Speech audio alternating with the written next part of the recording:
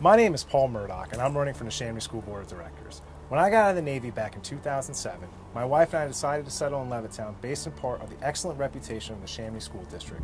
Sadly, this reputation has been sullied over the past few years by this board and previous boards.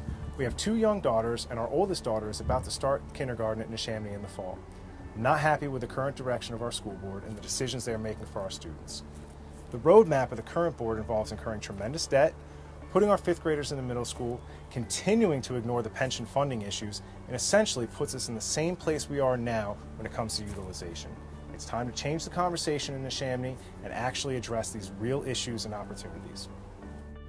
I have several issues with the current school consolidation plan this board has provided. First and foremost is the 5 through 8 configuration.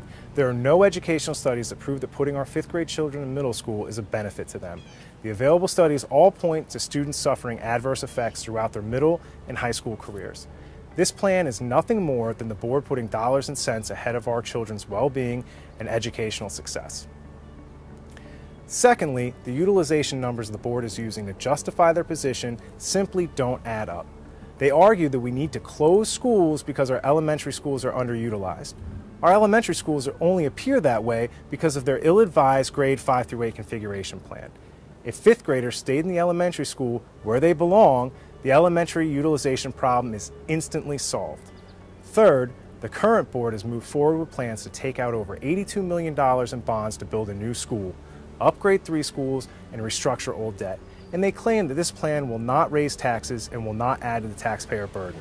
Proponents of the plan go so far as to say that all of this is happening at zero cost to the taxpayer.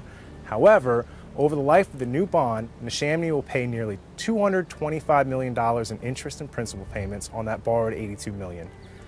How can anyone logically think that paying over $100 million more is a deal and will not increase taxpayer burden? What happened to the zero cost of the taxpayer? This is nothing more than a dishonest sales tactic being used by a board that doesn't have the best interests of the community at heart.